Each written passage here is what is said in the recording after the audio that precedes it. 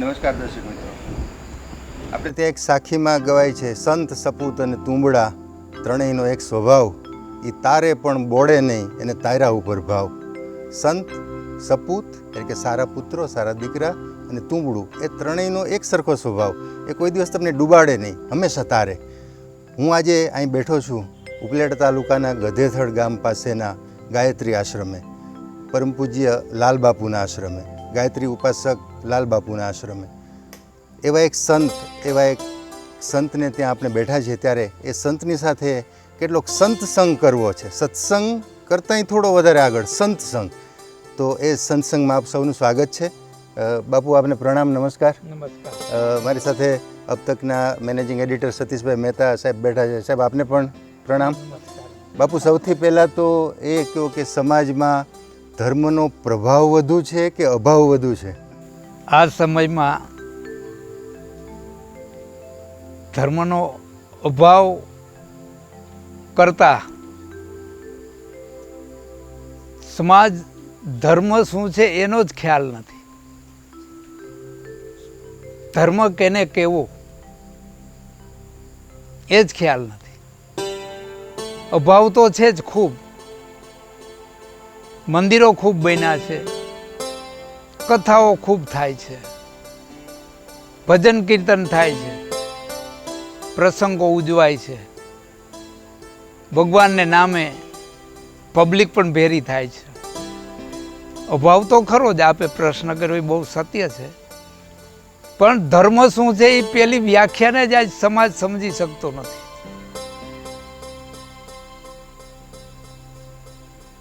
એટલે એકવાર અર્જુન ભગવાન કૃષ્ણને પૂછે છે કે પ્રભુ,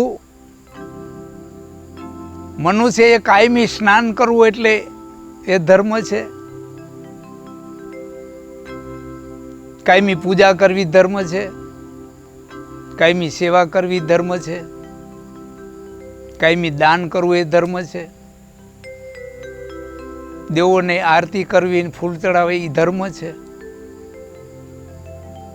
તો પ્રભુ, ધર્મ કેને કેવો? ત્યારે ભગવાન કૃષ્ણને જવાબ આપે છે કે હે અર્જુન, એ બધા ધર્મ નથી. એ ધર્મને પામવાના રસ્તા છે. કોઈ કે હું રામ ઉપાસક છું સંપ્રદાયમાં, કોઈ કે હું શિવ સંપ્રદાયમાં છું, કોઈ કે દેવી સંપ્રદાયમાં છું, કોઈ કે સ્વામિનારાયણ સંપ્રદાયમાં, કોઈ કે પુષ્ટિ સંપ્રદાયમાં. જે સંપ્રદાયો છે એ સંપ્રદાયો છે એ ધર્મને પામવાના રસ્તા છે, ધર્મ નથી. ધર્મ તો અર્જુને કીધું એક જ છે, સત્ય એ ધર્મ. અને સત્ય એક પરમાત્મા સિવાય કોઈ નથી. બધું જગત આખું અસત્યમય છે. જેની પાસે સત્યનું આચરણ છે, સત્ય બોલે છે, સત્ય કર્મ કરે છે, સત્ય નિષ્ઠા છે, સત્યતાથી જીવન જીવે છે, અને સત્યનું જેને ચરણું પકડ્યું છે એ ધર્મને વરેલો જીવ ગણાય છે.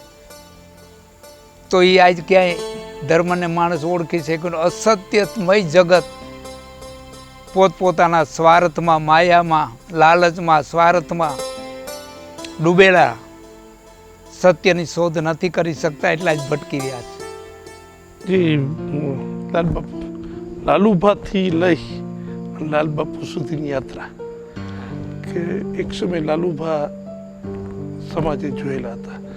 એવી કઈ જર્ની આવી કે જે તમને એક આ તરફની એક કહેવાય ને કે બધો સમાજની બધા વૈભવો, આ તે બધા આડંબરો, ઘણી બધી વસ્તુઓ, પ્રલોભનો, ઘણી બધી વસ્તુ હોય છે, એ બધીઓને છોડી અને આ તરફ જવું, અને કહેવાય ને કે એક ધારો એક કહેવાય એક તારો લાગી જાઓ, આ કઈ પુણ્યાય કહેવાય. એને માટે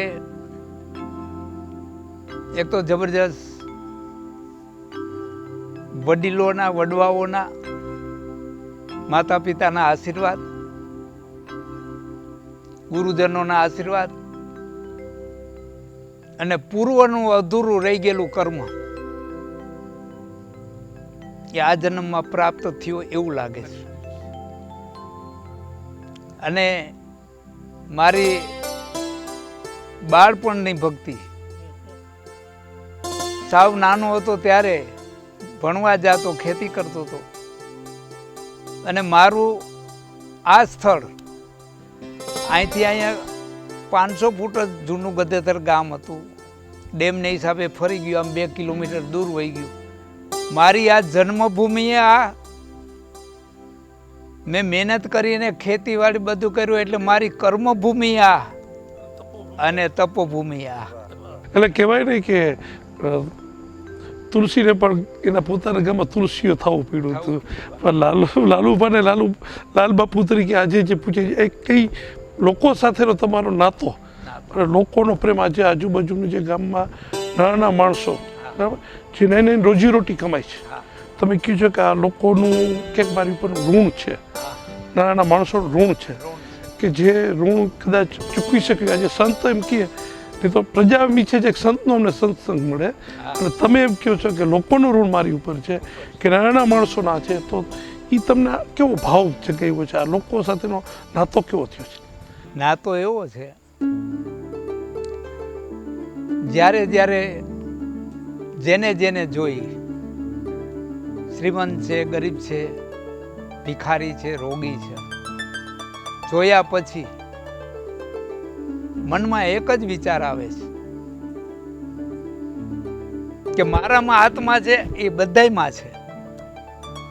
તો માણસે માણસના શરીરમાં પરમાત્માનો વાસ તો બધામાં છે જ, પણ પૂર્વના કર્મને લઈને કોઈ ભિખારી બને છે, કોઈ રોગી બને છે, કોઈ શ્રીમંત બને છે, કોઈ કરોડપતિ બને, કોઈ રોડપતિ બને છે. પણ કર્મને આધીન છે, કર્મની ગતિ ન્યારી છે. કર્મ ભોગવવા માટે ભગવાન રામે હોતે બદલો દેવો પડ્યો, એમ પૂર્વ જન્મના કર્મ લઈને જીવ અહીંયા ઋણ કેટલા છે? 3 ઋણ છે. કોઈ ઋણ બાંધે છે આવીને, જે નવું પાપ કરે છે સમજે છતાં, દેખે છે આ કરવાથી પાપ થાય, એને સમજણ છે, જ્ઞાન છે, બુદ્ધિ છે, છતાં જે પાપ કરે એ ઋણનું પોટલું બાંધે છે. કોઈ ઋણ છૂટે છે, અમુક જીવ ઋણ પશુ થઈ અને અહીંયા છૂટવા આવે છે, અને કોઈ જીવ ઋણ ચૂકવે છે. આ 3 ઋણથી જીવ બંધાયેલો છે. બાપુ, તમે ઋણની વાત કરી, આટલું બધું તમારું તપ, અને હવે લોકો થાય કે બાપુની હવે તપસ્યા ક્યાં, ને કહેવાય કે ઉંમર તો દરેકને અસર કરતી હોય છે, પણ આ તપની તપસ્યાની જે પરાકાષ્ઠા છે, લાલ બાપુની કઈ ભાવના કે બધાના મનમાં કે સેવકગણમાં પણ એ છે કે લાલ બાપુનું હવે પછીનું કારણ કે 151 કુંડી યજ્ઞ, 351 કુંડી યજ્ઞ, 551 કુંડી યજ્ઞ, હવેનું માતાજીની ઉપાસનાનું આગળનું લક્ષ્યાંક શું? એ શ્રદ્ધા કે વિશ્વાસ કયો? એ વિશ્વાસ હજુ પણ જેવો પહેલે હતો એવો હજુ ચાલુ છે. ત્યારથી આજે અત્યારે પણ અમે સાધના ખંડમાં ગુફા છે, સાધના ખંડની અંદર 21 કલાક રહી છે અને 3 કલાક બહાર આવી છે અટાણ સાંજે. હજી આના સ્થિતિમાં હજી ભજન કરી રહ્યા છીએ, પણ જનહિત, પરોપકાર માટે, બધાનું કલ્યાણ થાય. આપણા એકનું નહીં, જે કોઈ મંદિરમાં આવશે, દર્શન કરશે, પ્રસાદ લેશે, અહીંનું જલ પીશે, કે બધાનું માતાજી કલ્યાણ કરે એવી ભાવનાથી, શુદ્ધ ભાવનાથી, કોઈ ઈચ્છાથી નહીં, સકામતાથી નહીં. કોઈ સકામ આજના દિવસ સુધી, આજ 45 વર્ષ થયા, 2 આશ્રમ થયા, છતાં હજી કોઈ પબ્લિક પાસે કોઈ દિવસ લાંબો હાથ નથી કરવું પડ્યો, ભિક્ષાવૃત્તિ કરવી પડી નથી, માગવું પડ્યું નથી, પહોંચબુક રાખવી પડી નથી, બેંકમાં ખાતું ખોલાવવું પડ્યું નથી, કાંઈ નથી. જે પબ્લિકનું આવે છે એ એનામાં વાપરીને એનું ને એનું વાપરે છે. આપણે તો માત્ર બેઠા બેઠા એક નિમિત્ત બની અને પ્રભુનું સ્મરણ કરતા રહીએ એટલે એમાં આપનું અને સમાજનું બધાનું કલ્યાણ સમાયેલું છે. લાલ બાપુ, મનુષ્ય ખૂબ વિકાસ કર્યો, આટલો બધો વિકાસની પરાકાષ્ઠા આપણે કહી શકીએ. એની સાથે એટલા બધા મનુષ્ય દુઃખી પણ એટલો ભટકે છે પણ એટલો. અને તમે જે કીધું લાલસા મનુષ્યની સંતોષ કે થતી નથી અને વધારેમાં વધારે પ્રશ્નો ઉલટતા જાય છે. તો લોકોને કી તમારે કહેવાનું એક ભાવ કે ભાઈ તમે આ બધું ભટકવાનું કહેવાનું એ છે, જ્યાં સુધી કોઈ પણ વ્યક્તિ અથવા કોઈ પણ મનુષ્યને સંતોષ ના આવે, ધનનો સંતોષ ના થાય, પૈસાનો સંતોષ ના થાય, લાલચનો સંતોષ ના થાય, જીવનમાં સંતોષ સમાન એકેય સુખ નથી. સંતોષ થાય, આજનું મળી ગયું તો પરમાત્માને એવી પ્રાર્થના કરે કે આજનું મળ્યું તો એ કાલે દેનારો છે, કાલે દેહે જ. એટલે આપના કબીર સાહેબના શિષ્ય થઈ ગયા છે મલુકદાસજી. એ બે શબ્દમાં જ, જાજુ નથી કીધું, બે જ શબ્દ કીધા એને કે અજગર કરે ને ચાકરી. અજગર છે બહુ મોટું જનાવર છે, એ કોઈની સેવા નથી કરતું, નોકરી નથી કરતું, ધંધો નથી કરતું, કાંઈ નથી, હાલી નથી શકતું બહુ. અજગર કરે ને ચાકરી, પક્ષી કરે ને કામ. પક્ષી માત્ર કોઈ ધંધે નથી જતા. આ ઝાડમાં જો બેઠા છે, રાતના બેઠા છે, સવારે ઉડીને વહી જશે, આખો દિવસ એનું પેટનું ભરણ પોષણ કરીને પાછા આવીને પાછા સૂઈ જશે. એ કામ નથી કરતા, મહેનત નથી કરતા, મજૂરી નથી, કાંઈ નથી કરતા. તો અજગર કરે ને ચાકરી, પક્ષી કરે ને કામ. દાસ મલુક એમ કહેતા ગયા, સબકા દાતા રામ. બધાનો દાતા રામ છે, એની માથે ભરોસો રાખી અને જે મનુષ્ય જીવન જીવી અને પોતાના હકનું જ ખાવું એવો ભાવ, પોતાના જ પરસેવાનું, પોતાના જ હકનું, પોતાના જ ભાગનું, એમાંથી ને થોડુંક જો નીકળી શકે તો 5% કાઢીને કોકને ઉપયોગી થવું, કોકને દેવું, એવું કરે તો વિશેષ થઈ જાય. બાકી સંતોષ રાખીને જીવે, જેટલું મળ્યું એ પૂર્વમાં કમાણી હતી એટલે આપણે મળ્યું છે. બાપુ, સમાજમાં એવું લાગે કે ભાઈ ધર્મસ્થાનોમાં ભીડ વધી છે, કથામાં માણસો બહુ આવે છે, પણ એની સામે ગુનાખોરી પાછી વધતી જાય છે. આપ આપના પ્રવચનમાં પણ વાત કરો છો. તો એ બે વચ્ચે આમ મેળ નથી. જો ધર્મનો પ્રભાવ વધે, કથામાં ભીડ વધે, ધર્મસ્થાનોમાં ભીડ, તો ગુનાખોરી ઘટવી જોઈએ. એને બદલે વધે છે કેમ? તો એનો મતલબ એવો કે લોકો ખરા અર્થમાં ધર્મને જાણ્યો નથી. ખરા અર્થે ધર્મને જાણ્યો નથી અને સાચા ભાવથી મંદિરોમાં કે કથામાં જાતા નથી. જાવા ખાતર જાય છે, શરમને ખાતર જાય છે, પછી વ્યવહારને ખાતર જાય છે. તમે કોઈના કાર્યમાં ગયા હોય તો ઓને તમારે એને ઘીરે આવવું પડે. બાકી જે પ્રેમ કથા સાંભળી અને એમાંથી આખી કથા કાંઈ ના ઉતરે તો કાંઈ નહીં, પણ 2 શબ્દ ઉતારી અને જીવનમાં પરિવર્તન કરીને આખું જીવન પરિવર્તન કરી દે અને એ ચાલે તો આ બધું ઘટે. મંદિરમાં આવ્યા પછી આ મંદિરમાં મેં 24 લાખના તો મેં ઘણા બધા મહાપુરુષોનું અનુષ્ઠાન કરેલા છે. અને આ વંડો છે ને, આ ગેટ બહાર અમે 14 વર્ષ તો ગેટ બહાર નથી ગયા. એવી સાધનાઓ કરી છે. એ ભજન શક્તિ જે માણસ આવે છે, પણ માણસ એની અનુભૂતિ કરવા માટે એને એટલી ઘડી ટાઈમ નથી. એ માણસે જે આવે છે ગેટમાં ઘરે, ત્યાંથી મોબાઈલ ચાલુ થઈ જાય, ફોટા પાડવા, ચિત્ર લેવા, ઓલું તે કરવું, ફરવું, અને નજીક જઈને તો પાછા આંખું વીંચે. હાઈલા જતા તો આંખું ખુલ્લી હોય ને ત્યાં પાસે જઈને વીંચી જાય. એટલે જે દેવનો સ્વરૂપને નિરખવું છે, જે દેવની આભા જેમાં પ્રાણ પૂરેલા છે, એના સ્વરૂપ, એની શક્તિ, એની લીલા, એને જે નિરખવાની, એ તો કોઈ 1 મિનિટ સેકન્ડ ઊભું રહેતું નથી.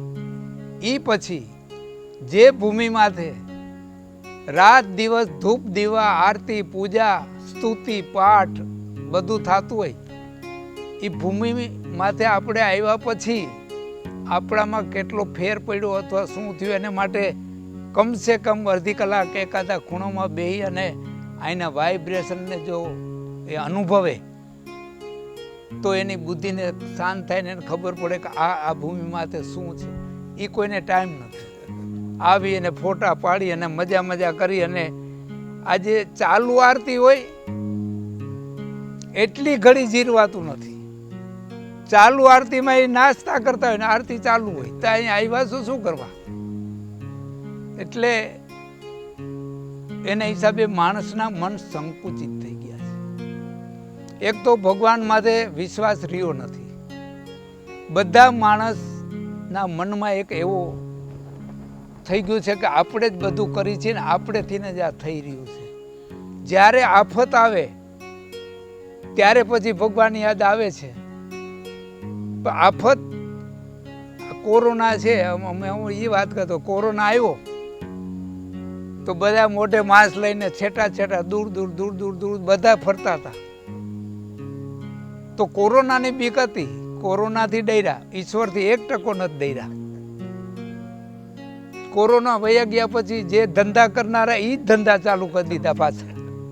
બાપુ સાત ચોપડી ભણેલા લાલ બાપુ, અને આટલું બધું તમે એમ કહેવાય કે લોકોના જે દુઃખ દર્દ કહેવાય કે ઘણા બધા જાતના રોગ હોય છે, HIV છે, કેન્સર જેવા રોગો છે.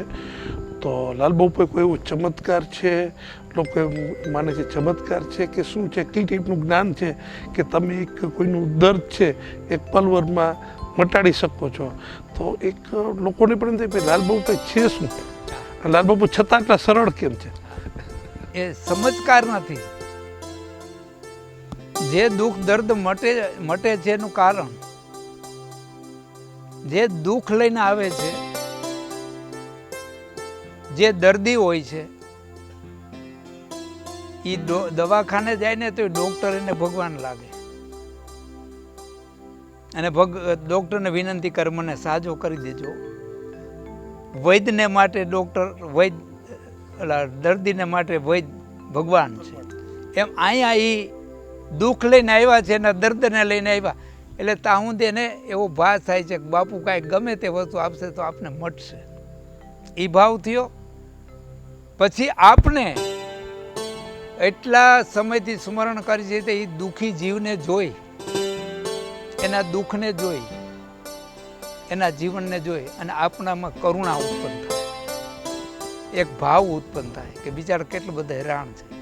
તો એક અંતકરણ પૂર્વકથી એવી માતાજીને પ્રાર્થના થઈ જાય કે હે માં, અમે તો સ્મરણ કરી છે પણ તારે ચરણે આ જીવ આવ્યો છે ને એટલો દુઃખી છે. તો જે કાંઈ ઝાડના પાન મૂળિયા જે કાંઈ આપીએ એક પ્રસાદી રૂપે તારા નામથી આપી છીએ તો આ જીવને આ દુઃખ મટે એવી અમે માને, એના દુઃખ માટે અમે પ્રાર્થના કરીએ. પણ એનું દુઃખ મટે એટલે એ પાછા ગેટ ના ચડે, ગેટમાં કરે નહીં.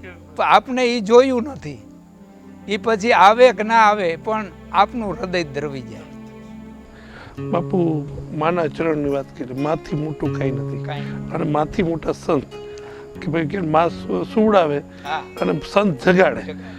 તો આજના સમયમાં સમાજને જગાડવા માટેની તમારે શું કહેવાનું છે? ભાઈ આજે સંત જગાડવા શું માગે છે? આજે સમાજની જે પરિસ્થિતિ જઈ રહી છે અને તમે પણ નજીક એની પણ આપણે વાત કરું. જી, જ્યારે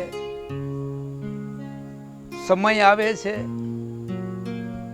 સમયનું કામ કરે છે, સમયનું કામ કરે છે. નહીં પુરુષ બલવાન, કાબે અર્જુનને લૂંટ્યા, હોય ધનુષ ને હોય બાણ. પણ સમય એ બધું થઈ જાય છે. જો હવે આમાં બેઠા છે એકબીજાને કોઈ સગા થતા વાલા થતા છે, ઓલા થયા છે. આજુબાજુમાં અમારે 3 ગામમાં, દરબારી ગામ, આજે પેઢીઓ થયા. એ ગામમાં એવી પ્રથા હાલતી હતી કે માતાજી અને વર્ષમાં કે કોઈ માનતા કરે કે મારો દીકરો પાસ થઈ જાય તો હું એક બોકડો ચડાવી દઈશ. મારે ત્યાં દીકરો નથી, દીકરો થાય તો એ પોકળો ચડાવી દઈશ, મારું આ કામ સફળ થઈ જાય તો પોકળો ચડાવી દઈશ. વર્ષમાં એક ગામમાં 25 30 જીવ કપાતે એ પ્રથા હાલી આવતી હતી.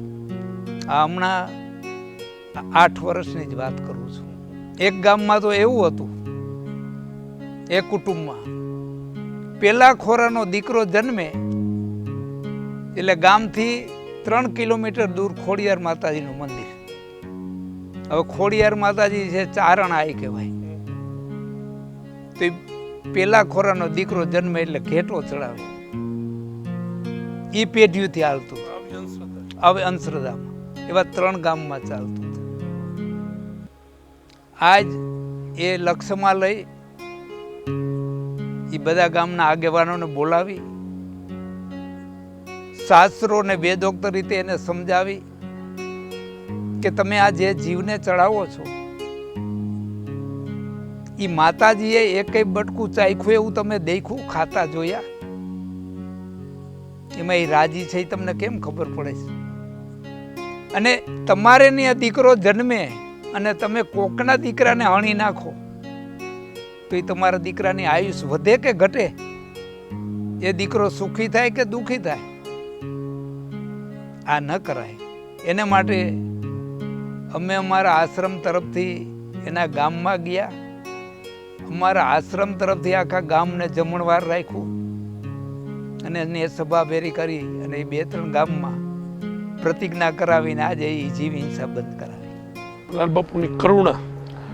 બાજુમાં નજીકમાં 500 મીટર દૂર નથી ડેમ છે અને એમાં મચ્છી મારીને મચ્છીનું રહી અને તમે જે તમારી ભાવ જગાડ્યો અને કહેવાય ને કે આપણે જનરલી સરકાર પાસે અપેક્ષાઓ રાખવી એ બહુ વધારે પડતી કહેવાય કે તમારી કરુણા અથવા તમારા જીવ પ્રત્યેનો કંઈક ભાવ કે સરકારને સ્પર્શી ગયો તો એ એક તમને કેવો અનુભૂતિ થઈ? હા, એમાં શું થતું, અવારનવાર સત્સંગ કરતા. એમાં જયેશભાઈ વ્યાસ કરીને આપણે બૌદ્ધિક સેલના કન્વીનર છે. યા સુખુબા ભેરા એના જ મિત્ર અવારનવાર સત્સંગમાં આવે. એટલે ક્યારેક મારેથી વાત નીકળી જાય કે જુઓ ભાઈ, આ ડેમ નજીકમાં આપણી નજર સમક્ષ આજ 50 ઉડકા હાલે છે અને આખા દિવસમાં 3 4 ગાડીઓ માછલાની મરાઈને જાય છે. તો શું કરી શકીએ? આમાં સ્વતંત્ર હોય તો હજી કાંઈક કરીએ આપણે. આ તો સરકાર માન્ય છે. સરકાર એને સહકાર આપે છે અને કોન્ટ્રાક્ટ આપે છે. તો આમાં આપણે શું કરી શકીએ? એવું અવારનવાર વાત કરતો. એ જયેશભાઈ યાદ મગજમાં રાખ્યું. એમાં રૂપાણી સાહેબ ચૂંટાઈ ગયા અને રૂપાણી સાહેબ આરે એના ઘર જેવા સંબંધને મિત્રતા. એટલે ચૂંટાણા પહેલા પણ એ આશ્રમે આવેલા, મને જોયું રૂપાણી સાહેબે. એટલે જયેશભાઈએ થોડી વાત મેલી કે રૂપાણી સાહેબ એક સાધુ છે, ડેમને કાંઠે રહીએ છે, આ જીવ હિંસા થાય છે એમાં બહુ એનું આત્મા દુભાય છે, દુઃખ થાય, પણ એ કે શું કરીએ આપણે હાલે નહીં કાંઈ આમ. તો એનું કાંઈક જો રસ્તો નીકળે તો કરો. એટલે રૂપાણી સાહેબે કીધું તો પછી આજુબાજુ ગામના સરપંચોની સહી લઈ લો. એટલે અમે આ આજુબાજુ ગામના 14 ગામના સરપંચોની સહી લઈને કાગળિયું મોકલું નવું તે કર્યું અને એને મોર મારી દીધી કે જીવ હિંસા માટે પ્રતિબંધ. તો આજે કેટલા જીવ બચી ગયા. અમને નિમિત્ત બહુ રાજી થઈ અને અમને નિમિત્ત બનાવ્યા. પણ પ્રેરણા માતાજીની, કે એ પ્રેરણા જયેશભાઈને થઈ તો ઓને થઈ, ઓના મારફત વાયા થઈને પણ કામ કરે છે. બાપુ, ખાસ કરીને ગુરુ છે, સંત છે, એ પોતાના શિષ્યને, એના સેવકને એનું કલ્યાણ થાય એવું ઈચ્છે, એને આશીર્વાદ આપે, એનું કલ્યાણ થઈ પણ જાય.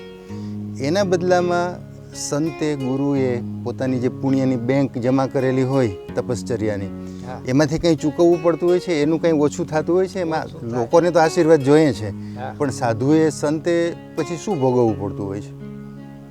સાધુને જેટલું કાંઈ વજન કે કમાણી કરે છે એમાંથી વપરાય તો છે જ. બીજું, સાધુ સંતો અને કાંઈક ને કાંઈક શરીરમાં પીડા રોગ આવે છે, કોકના ઉછીના લીધેલા. જ્યારે અંતર દ્રવી જાય ને પ્રાર્થના થઈ જાય તો એનું માટે પણ આપને ભોગવવું પડે, થોડે અંશે ભોગવવું પડતું હોય છે. અને ભજન કરેલું, ભજન અર્પણ કરીએ તો જ એનું કલ્યાણ થાય.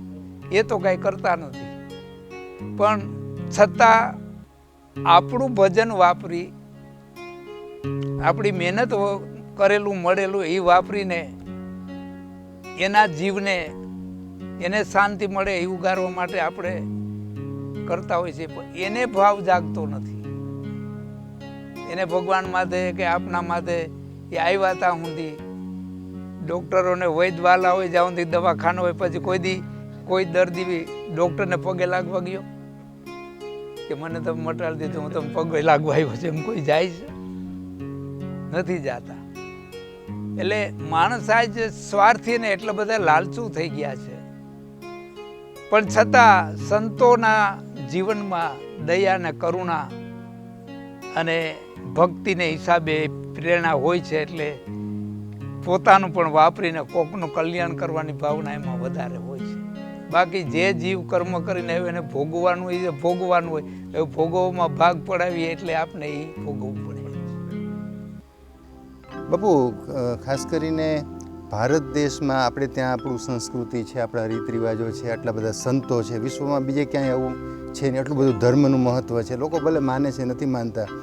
તો ભારતની ટીકા થાય છે કે આ તો બાવા સાધુઓનો દેશ છે, વિજ્ઞાનીઓ હોવા જોઈએ. તો આ ટીકા વાજબી છે? આ બાવા સાધુઓનો દેશ છે લોકો કહે છે એવું, કે એ આપણી મૂડી છે? એની વાત એવી છે એ હું આપને કહી દઉં. સાધુ સંત ની આપના ઋષિ મુનિઓએ 3 વ્યાખ્યા કરી છે. સંત, બીજા નંબરે સાધુ, ત્રીજા નંબરે બાવા. આ 3 અલગ અલગ કક્ષા છે. સંતો બહુ કમ છે, બહુ ઓછા છે. સંત એને કહેવામાં આવે કે જેને કોઈ તંત નથી, માત્ર ત્યાગ અને વૈરાગ્ય એનામાં ભરપૂર ભરેલો છે. આત્મવિશ્વાસથી જેને વૈરા છે, એના ચરણોમાં પ્રેમ છે. એ સિવાય કશું દુનિયાની કે કોઈ બાબતની એને કાંઈ વ્યથા નથી. એ જે એને સંત કહેવામાં આવે છે.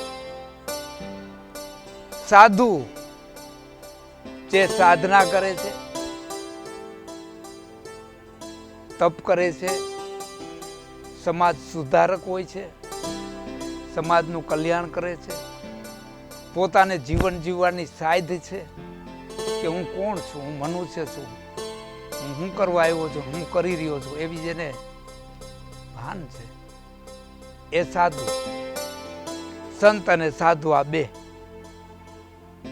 અને બાવા પોતે બગડે ને બીજાને બગાડે એનું નામ બાવા. આજે ગાંજાની ચલમ પીતા હોય, આ શિષ્યોને સેવકોને લે બચા પ્રસાદી, એમ પ્રસાદી કહીને કેટલાય સંસારીઓને વ્યસનમાંથી બાંધી દીધા છે. ગાંજાનું વ્યસન એવું ભયંકર ખરાબ છે, એક વાર એ વ્યસન થઈ ગયા પછી છૂટતું નથી, એ કામકાજ કરી શકતો નથી, અને એ નીંદરના ઘેનમાં જ પડ્યો રહે છે. એના બૈરા છોકરા જે દુઃખી થાય છે, અને એના શ્રાપ એ સાધુને લાગે છે. એના દોષના હિસાબે સાધુને નરકમાં જવું પડે છે. આ તો એક જ દાખલો દઈ દઉં કે એક સાધુના વેશમાં એક નગરમાં એક ગ્રસ્તીને ઘીરે સાધુ ભિક્ષા લેવા ગયા. તો ત્યાં એક કૂતરો બેઠો હતો. એ કૂતરોએ આ વેશ જોઈ અને ભૈસો. બહુ ભસવા માંડ્યો એટલે સાધુએ ઉપાડીને માર્યો પાણું માર્યો એટલે કૂતરાનું માથું તૂટી ગયું. અયોધ્યાની વાત છે, એટલે રામરાજ હતો એ સમયની વાત. ત્યારે પશુ પંખીને જનાવરને વાસા હતી એમ કે છે. એટલે આ દ્રષ્ટાંતી માથે જ દીધું છે. એટલે એ કૂતરો ભગવાન રામ પાસે ગયો છે, પ્રભુ આ રામરાજ કહેવાય, મેં એને નુકસાની નથી કરી, હું એને કહ્યો નથી, મારા માલિકનો એટલો રોટલો ખાઉં છું એટલે મેં એક જાણ કરી કે કોક અતિથિ આવ્યા એટલે હું બસતો. તો મારું મને માર્યું ના માથું તોડી નાખ્યું. પ્રભુ આનો કાંઈક ન્યાય હોવો જોઈએ, આને કાંઈક સજા હોવી જોઈએ. એટલે પ્રભુ કહે છે કે હું કહું એ કરતા તું કઈ સજા કરું, મારને. તો કે તો એને મોટા મઠનો મંત બનાવો.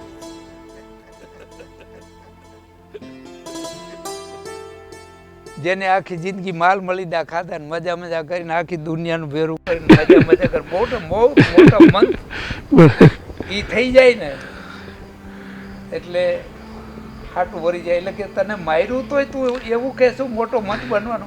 એટલે કૂતરાએ કીધું પ્રભુ હું ઓલા હું બહુ મોટો